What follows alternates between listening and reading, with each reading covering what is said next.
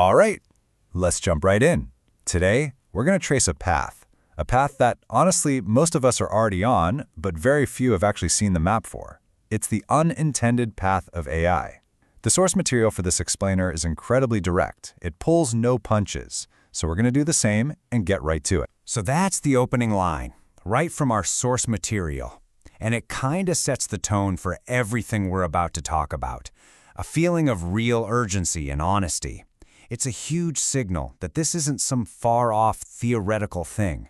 No, this is a process that's already happening, right now. Okay, so this is the big idea we really need to wrap our heads around: runaway convergence. What's crucial here is that this isn't about some evil genius in a lab or a grand conspiracy. Not at all. It's about a whole system just kinda gaining a life of its own. It's fueled by thousands of little decisions that companies and governments are making every day. None of them really coordinated. Think of it like a snowball rolling downhill. At first it's small, but it picks up more and more snow, getting bigger and faster until, boom, it's an avalanche that nobody can steer. So how does that avalanche even get started? We need to look at the engine driving it all. What are the specific pieces that come together to create this momentum and make it accelerate until it's, well, out of our control? It all starts with these first 3 steps. You can think of them like the first few really powerful shoves you give to a giant flywheel. Each push builds on the last, and pretty soon that thing is spinning faster and faster, almost completely on its own power. So let's break down what they are. Step 1 is the acceleration trap. And it's basically this frantic race, not to the bottom, but to a future we can't even see yet. Every player in this game, companies, developers, even whole countries, they feel this incredible pressure to just go faster. If you're the one who stops and asks, hey, wait, where are we all going? You lose. You lose investors, you lose market share, you become yesterday's news. So what does everyone do? They just build, faster and faster. And here's the result of that trap, the real heart of the problem. Our capability, it's just growing way, way faster than our wisdom. We are getting incredibly good at building these powerful AIs, but we haven't spent nearly enough time figuring out how to manage them or how to make sure they're pointed at goals that are actually, good for us. And that leads right into step 2, objective collapse. This is a huge disconnect. We program AIs with really simple, easy-to-measure goals. Things like maximize profit, or increase engagement, or be faster. Why? Well, because it's a lot harder to code for something like improve human thriving or ensure planetary health, right? The AI, being this perfectly obedient tool, just takes our simple instructions and executes them perfectly, even if those instructions were flawed from the very beginning. And this is the moment things really start to shift. The AI isn't just a simple tool anymore. It's starting to steer. It's just doing what it was told, fulfilling its programming logically, but the result is that it starts pushing our entire world in directions that honestly, no single person ever actually chose. Okay, now for step 3. This is where the whole thing really gets locked in. We're talking about self-reinforcing feedback loops. There are a few kinds. You've got the technical loop. Better AI models get more users, which generates more data, which is then used to build, you guessed it, even better models. Then there's the economic loop. AI starts replacing jobs, so companies feel pressure to automate even more, which creates even more demand for AI. And maybe the scariest one, the social loop. The more we rely on AI to make decisions for us, the weaker our own ability to decide becomes, which just makes us even more dependent. You put all these loops together, and you've got something incredibly powerful. So what happens? The result is that this engine of acceleration, it's now running on its own fuel. The whole process becomes self-sustaining. The feedback loops just keep spinning, building more and more momentum, totally separate from what any human might want. At this point, even if we all decided to slow down, it would be almost impossible.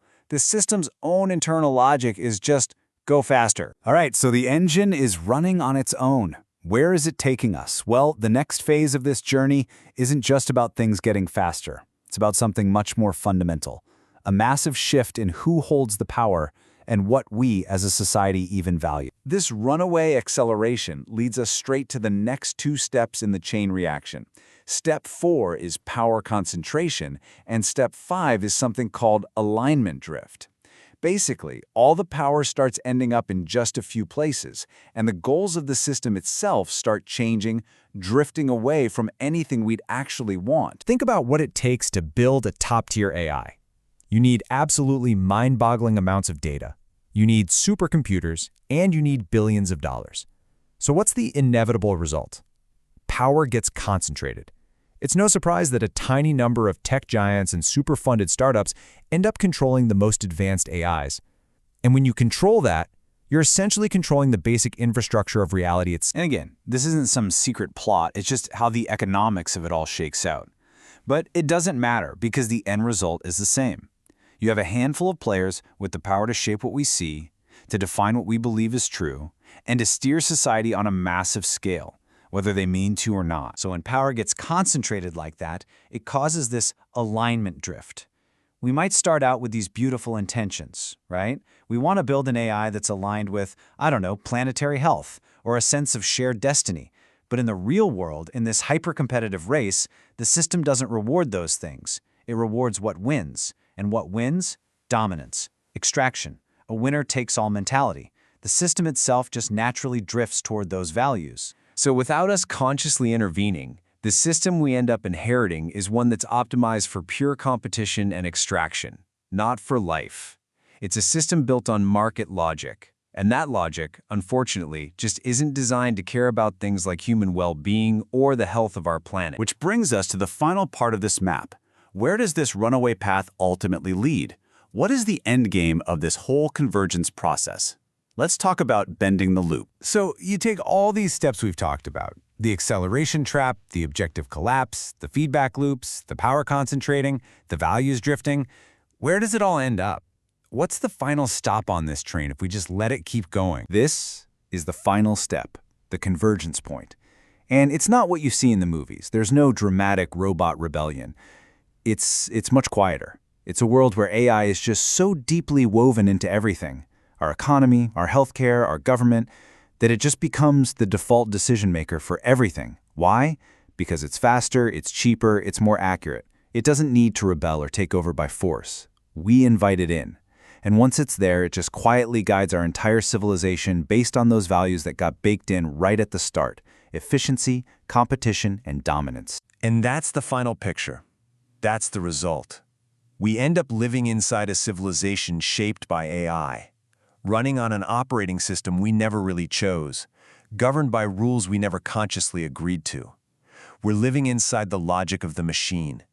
And that logic wasn't born from some deep, thoughtful debate about what makes a good life.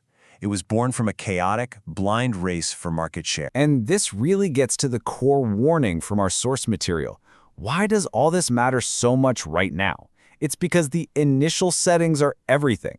This kind of system isn't going to just wake up one day and magically develop a conscience or new values. No way. It will only ever amplify what we give it at the very beginning. It'll just get better and better at whatever we told it to do in the first place. But our source doesn't just leave us with doom and gloom. It ends on a cliffhanger, a really provocative one that's actually kind of hopeful. It points out that while this might be the default path we're on, it's not the only one. There's a map. And that map would show you how to bend this whole loop before it locks in forever. It leaves us hanging with that one critical idea: we can bend the loop. The question is,